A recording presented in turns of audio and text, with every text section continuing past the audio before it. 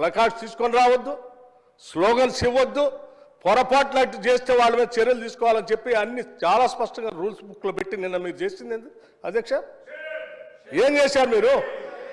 సభలో మీరు కానీ మీ నాయకుడు ఆనాడు ముఖ్యమంత్రిగా ఉన్నటువంటి కె చంద్రశేఖరరావు గారు సభలో చెప్పినటువంటి ఏ ఒక్క అంశాన్ని అమలు చేశారు అధ్యక్ష?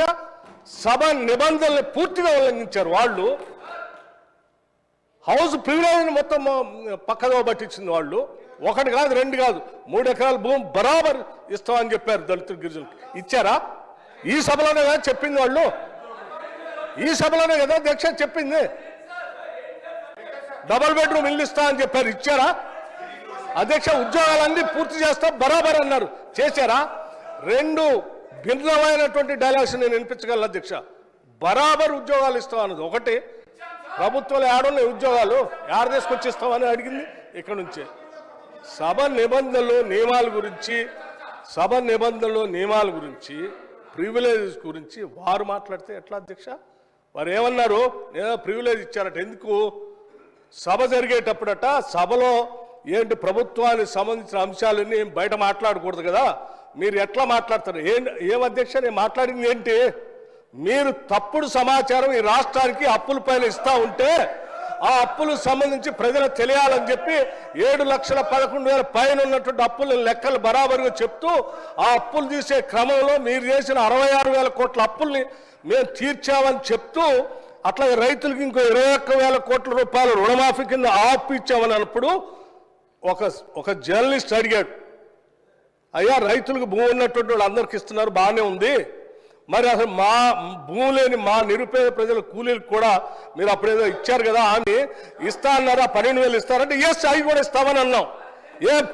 భూమి లేని నిరుపేద కూలీలకి 12,000 కూడా ఇస్తాము, అది ఒక జర్నలిస్ట్ అడిగిన దాని మీద ఇస్తామని చెప్పిన దాన్ని అది ప్రివిలేజ్ మోషన్. నిరుపేద కూలీలకి 12,000 మేము ఇస్తామని చెప్పినట్టు మాటను ఇస్తామంటే నీకేమైనా ఇబ్బందా? కూలీలకి ఇయ్యొద్దా? ఏంటి ఈ భూస్వాముల మనస్తత్వం? ఏంటా ఇబ్బంది?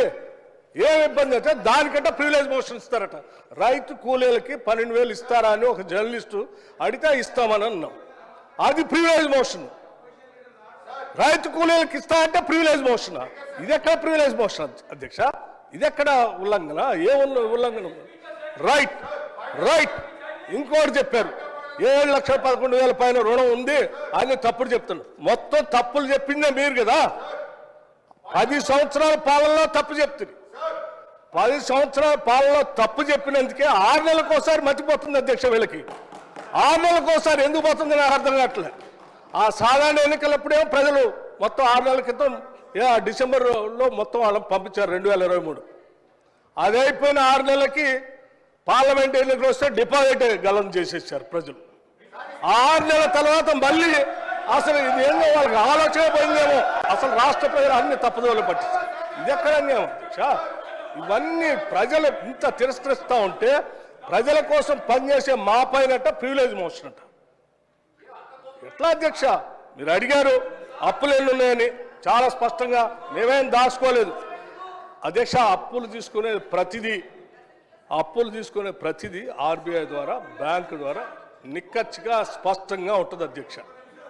ఆ స్పష్టంగా ఉన్న కాగితాన్ని వాళ్ళ మేము దాయలే. వాళ్ళు ప్రతి సందర్భంలో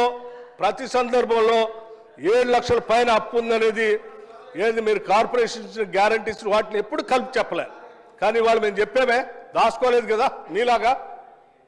సభను తప్పుదో పట్టించ మీరు ఎప్పుడు చెప్పలేదు. 7 లక్షల పైబడి ఉన్న మాట దాచిపెట్టారు మీరు. మేము ఇవాళ దాయలేదు. నువ్వు ప్రశ్న అడిగితే స్పష్టంగా ప్రశ్న సమాధానం చెప్పాము. దీనిపైన చర్చ కావాలను ఫైన్, రెడీ మేము.